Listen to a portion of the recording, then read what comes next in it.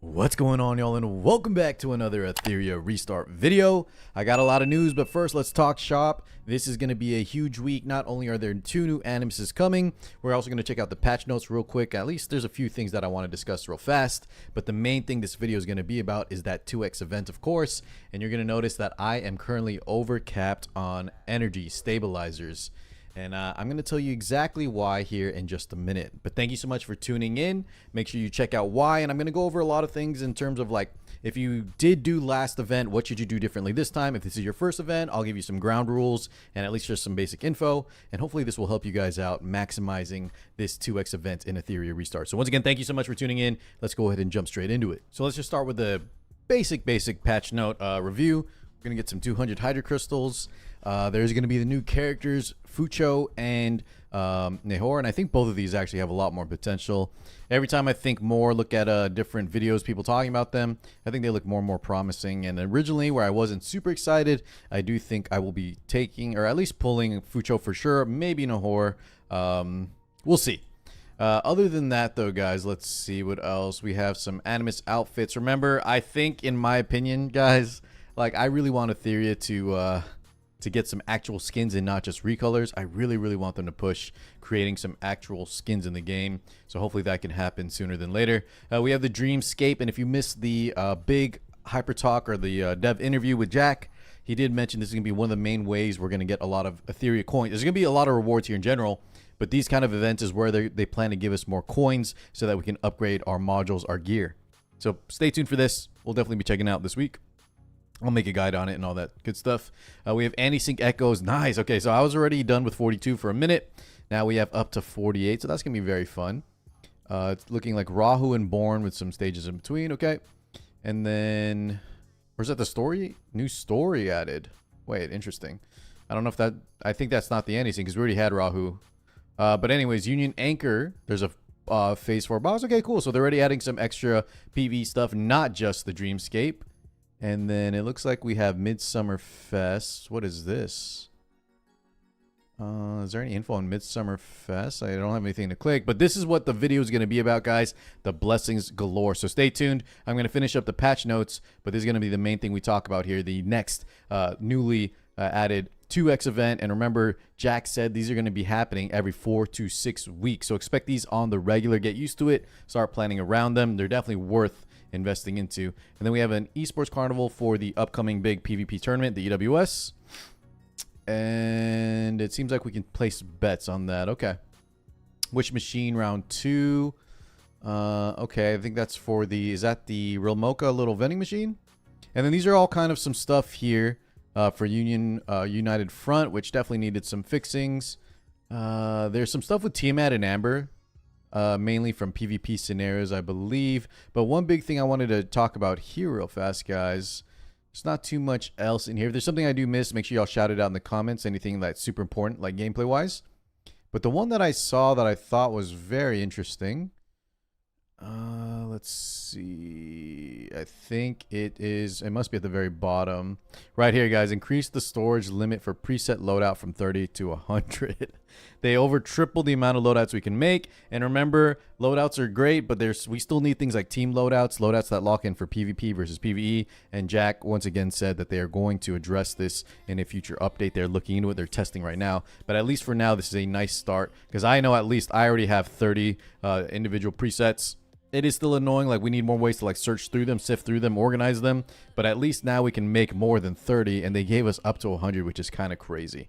All right, if there's anything else, yeah, just shout it out in the comments below. Let's go and just talk about the 2x, the blessings galore. So last time around, I played the entire week, knowing we knew the 2x event was happening in the weekend. We had another week to plan, but I still played the game normally throughout the week using my natural, stability throughout the week, and still farmed a ton of shells. And then the day before, I decided not to use anything, overcapped right before reset, and then, went in very hard the next day to do the actual event. This time around, though, we're going to overcap all of our stability for the entire week. This isn't a full refresh. I actually decided like halfway through the day of me streaming that I'm going to try this overcap method, and I'm going to give you guys what that means, how the math works out, why you maybe want to try it, and then I'll give you the alternatives on what you should do if you don't want to go this super min-max sweaty route, okay? So big shout out here to Jake, guys, who sent me the math. We were talking on stream, and not just Jake, but a few people were trying to tell me that maybe this time around, let's try overcapping our stability instead of waiting till the day before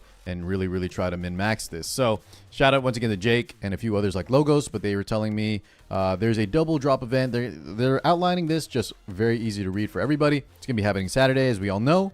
There's no cap on stability. This is actually incorrect. It is actually a 10,000 stability cap.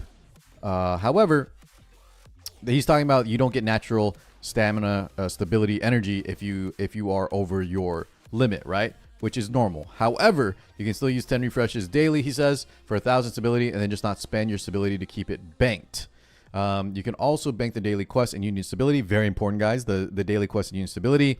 And then use module plus shell upgrades each day to complete your dailies. Now, this part is an extra min-max you can do. What he's essentially saying, and I'll show you guys in game here, is actually, I think I already completed the quests. But there are some quests that don't take stability, like the use XP items, upgrade shells, play arena, and if you want to really min-max the amount of stability you can store up before the 2x event, you can do that to complete your dailies, because you still want to do your daily quests. They still give amazing rewards, they give stability. You need to make sure you still do these, and if you want to not spend stability, you can do so. However, guys, I think I'm still going to play a few things here and there. You know, I will try to do like the ones that don't cost stability, but I'm not going to like use summons here before Food Show and Nahor come out. So I'll probably use a little bit of stability here and there. That'd be my recommendation to you guys. You don't need to go super hardcore, like spending 0 stability the entire week. I didn't even do the max refresh. I should have over 1,000 right now. But like I said, I was kind of playing the game at the same time too. But yeah, if you do want to min-max, you can go ahead and just try to save enough there by using none of the stability requiring dailies. However, let's continue on. He says this ends up wasting 288 stability a day. This is the math, I believe, for the natural regen, guys. So if you were to, I believe you get 288 natural stability a day, right? If we count just the stuff the game gives you. But he's saying if you save 1,200 plus stability a day for 2x drops, 1,000 from refreshes, 100 from the daily, and 100 from the union login. Union is your guild check-in thing.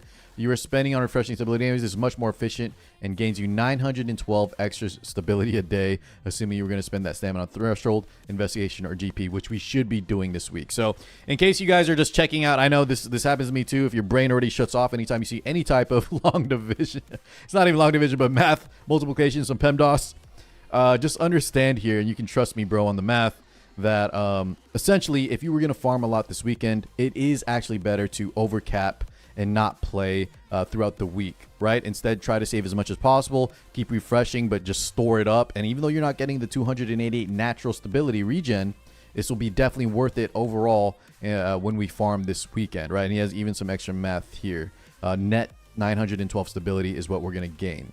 So this is kind of just the quick math with you know, some science, some mathematics to back up the claim that it is going to be better than just waiting natural stam regen.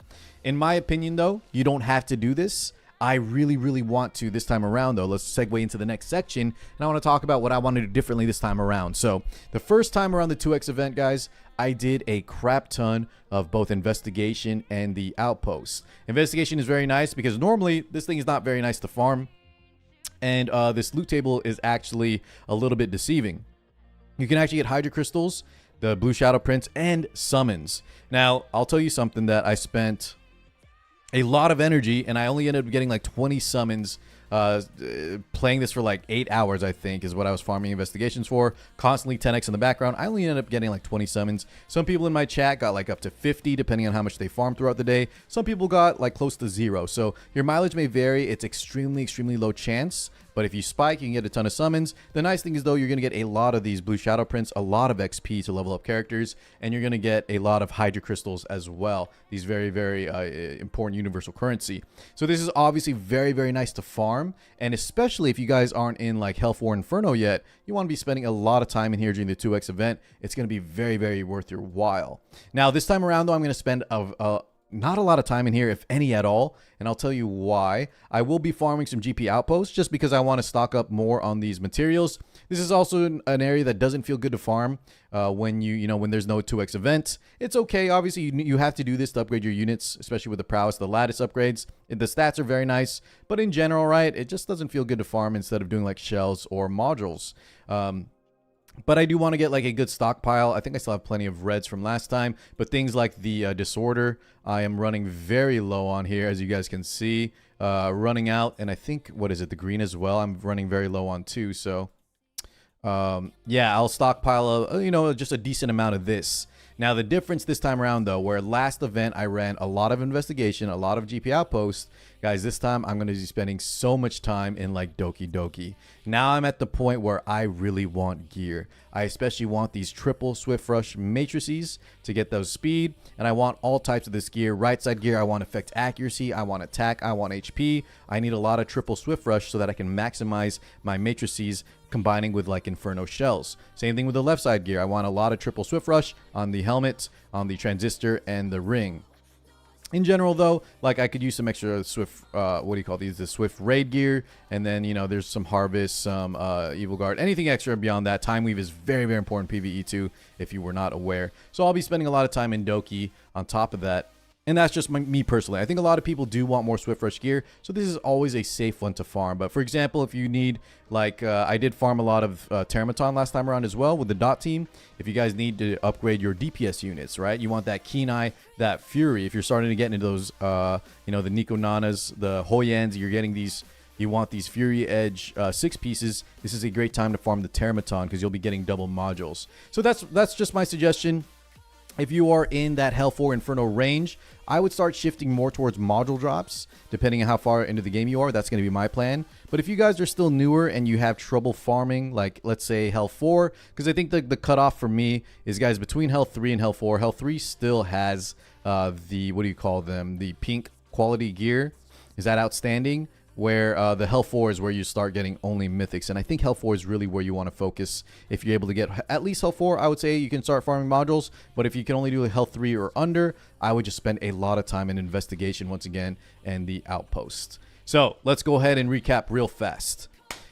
If you want to min-max the crap out of this 2x event and maximize your gains, you're going to want to overcap your stamina like I'm doing here and try to keep your playtime to a minimum. That means make sure you do your daily quests, make sure you do your guild check-ins, and try not to play too much, with anything that involves energy. That means go ahead and focus on you can do things like your arenas, your anti-syncs, your Ember Treks, your Ethernet rallies. These don't cost any stamina.